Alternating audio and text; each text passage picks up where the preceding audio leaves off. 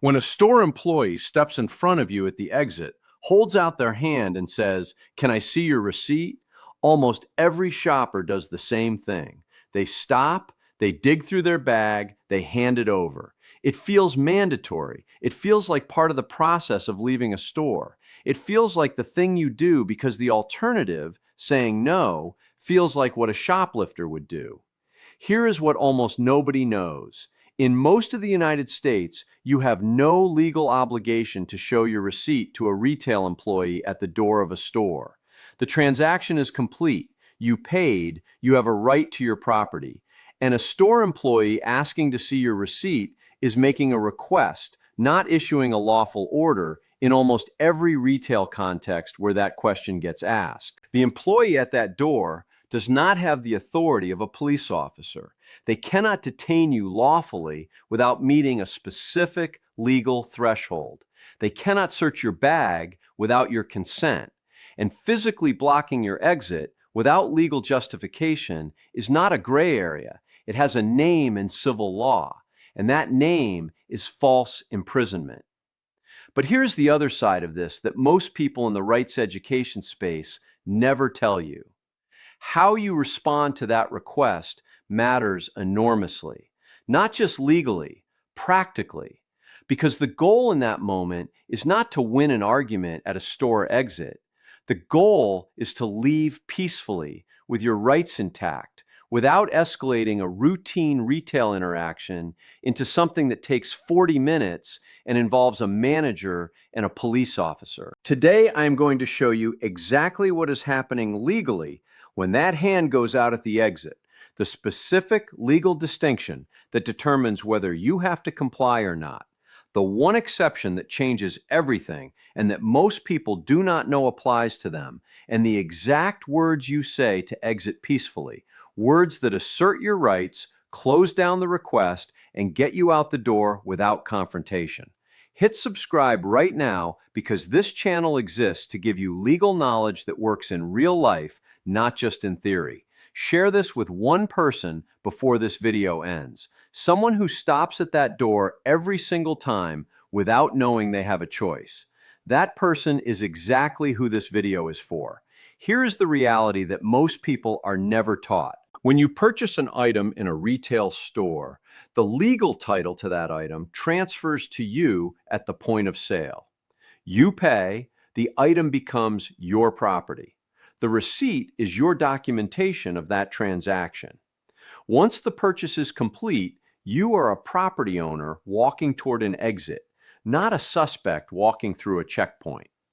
Retail employees at store exits are not law enforcement. They do not have arrest authority.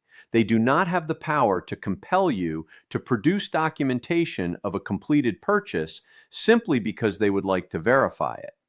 Their ability to legally detain you is governed by a doctrine called the shopkeeper's privilege, and that doctrine has a specific threshold that must be met before any detention, however brief, becomes lawful. The shopkeeper's privilege exists in most states and allows a retailer or their employee to briefly detain a person they have reasonable grounds to believe has shoplifted.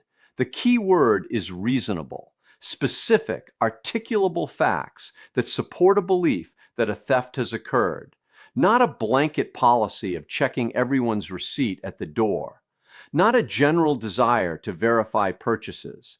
Actual, specific, reasonable grounds related to a specific individual and a specific suspected theft. In plain English, wanting to see your receipt is not the same as having a legal basis to stop you from leaving if you decline to show it. The request and the right to detain you are two entirely different things. Most shoppers never know the difference because no one has ever told them, and store employees are trained to ask in a way that implies the two are the same. They are not. Now, here is the exception that changes everything. And this is the part that most people in this conversation completely skip over. If you are a member of a membership-based retailer, a Costco, a Sam's Club, a BJ's Wholesale Club, the legal situation is fundamentally different. When you signed your membership agreement, You agreed to the terms of that membership. And in virtually every membership club agreement, those terms include explicit consent to receipt verification at the exit as a condition of membership. This is not a police power. It is a contract. You agreed to it. The store has the contractual right to check your receipt as a condition of the membership benefit you are using. Refusing to show your receipt at a membership club is a breach of the membership agreement, and the consequence is not arrest. It is membership termination. So before you decide how to respond at a store exit, the first question you need to answer is which situation you are actually in. Are you at a regular retailer where the receipt check is a request with no legal obligation attached? Or are you at a membership club where you contractually agreed to this as a condition of access? That distinction determines your response entirely. Here is what the bad way looks like at a regular retailer. Shopper walks toward the exit with a bag and a cart. Employee steps forward and says, "Can I see your receipt?" Shopper stops, feels the social pressure of being in a public space with people watching, digs through the bag, hands over the receipt, waits while the employee checks it, gets a marker drawn across it, and walks out. The shopper has no idea whether they were required to do that. They did it because stopping and complying felt like the only option that did not make them look guilty. Here is what the good way looks like at a regular retailer. Same shopper, same exit. Employee steps forward and says, "Can I see your receipt?" Shopper makes brief, calm eye contact and says, "I appreciate it, but I am not required to show my receipt. Have a good day." Then they continue walking toward the exit at a normal pace. No anger, no confrontation, no stopping to argue. Calm, clear, and moving. That is the complete response. It acknowledges the employee as a person, states the legal position in one sentence, closes the interaction with basic courtesy, and exits. The shopper is not rude, they are not aggressive, they are simply declining a request they have no legal obligation to honor. Here's what the good way looks like at a membership club. Same shopper, same exit. Employee steps forward and says, "Can I see your receipt?" Shopper shows the receipt. Because at this retailer, they agreed to this when they signed the membership application. The contractual obligation exists. Honoring it is both legally correct and the practical choice for anyone who wants to keep their membership. The difference in response is not arbitrary. It is based on the actual legal and contractual situation at each type of retailer. Knowing which situation you are in before the hand goes out is what makes the response correct rather than just confident. Drop a comment right now and tell me, did you know before today that receipt checks at regular retailers are requests with no legal obligation attached? Yes or no? I want to know how many people have been stopping at that door for years without knowing they had a choice. If you are still here, hit the like button, because what comes next is the part most people in this situation never think about. What happens if the employee does not accept the decline, and how you handle the escalation without it becoming something it never needed to be. Here's the scenario most people are not prepared for. You decline the receipt check. You say your sentence and continue walking. And the employee steps in front of you or reaches for your cart or says you cannot leave without showing the receipt. This is where most people either cave immediately or escalate in a way that makes the situation worse. Neither of those is the right move. If an employee physically impedes your exit after you have declined the receipt check at a regular retailer, you say this calmly and clearly. "I have not been accused of theft. I am not required to show my receipt. Please do not block my exit. I am leaving now." Then you make eye contact, you move at a normal pace toward the exit, and you leave. You do not raise your voice, you do not touch the employee, you do not make physical contact with anyone. You state your position, you confirm you are leaving, and you leave. Here is why the specific language matters. If the situation ever results in any kind of legal follow-up, what you said and how you behaved is part of the record.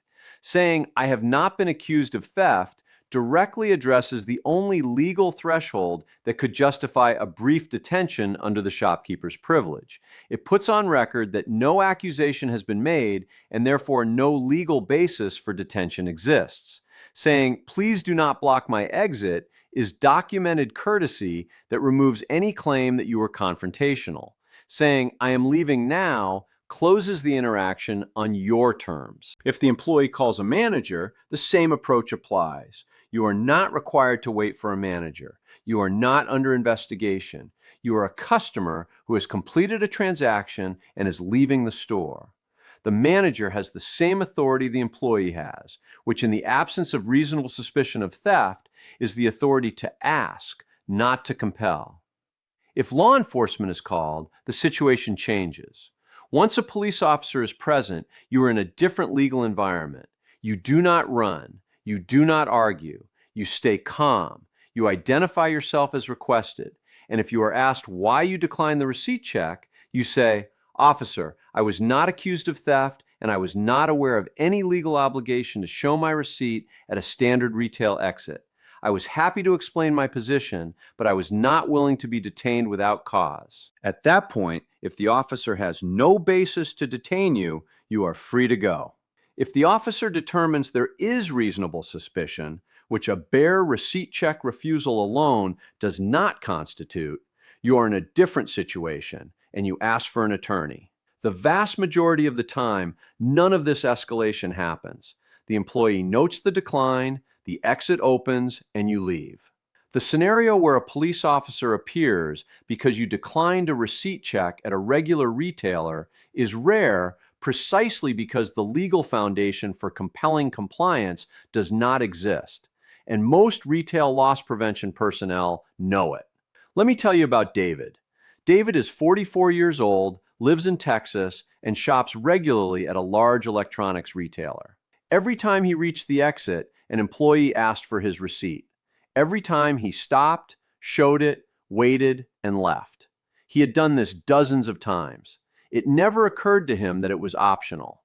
One afternoon, he bought an expensive piece of equipment, had his receipt in his bag, and walked toward the exit in a hurry.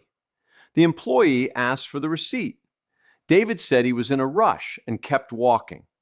The employee stepped in front of him and said he could not leave without showing the receipt. David did not know what his rights were. He felt accused of something he had not done. He also did not know the words that would have resolved the situation cleanly. He raised his voice. He said, "This is unbelievable." He demanded to speak to a manager. He stood at the exit for 11 minutes while the situation escalated around him. Other customers watched, and eventually a manager arrived, apologized, and let him leave. The receipt was in his bag the whole time. He had paid for everything. He had done nothing wrong. He also did not need to spend 11 minutes at that exit because he did not know that a calm single sentence delivered at the right moment would have resolved the interaction before it began. David now knows the sentence. After this video, so do you. Here is the legal foundation that makes everything in this video accurate. The shopkeeper's privilege, codified in the laws of most states and established in common law, gives retailers the right to briefly detain a person when there are reasonable grounds to believe that person has committed theft. Reasonable grounds means specific facts about a specific individual and a specific suspected act, not a general policy of checking everyone. The Restatement Second of Torts addresses this directly, establishing that the privilege requires probable cause and that the detention must be reasonable in manner and duration. The distinction between a membership retailer and a standard retailer is contractual, not criminal. Membership agreements are contracts. Your consent to receipt verification is part of that contract.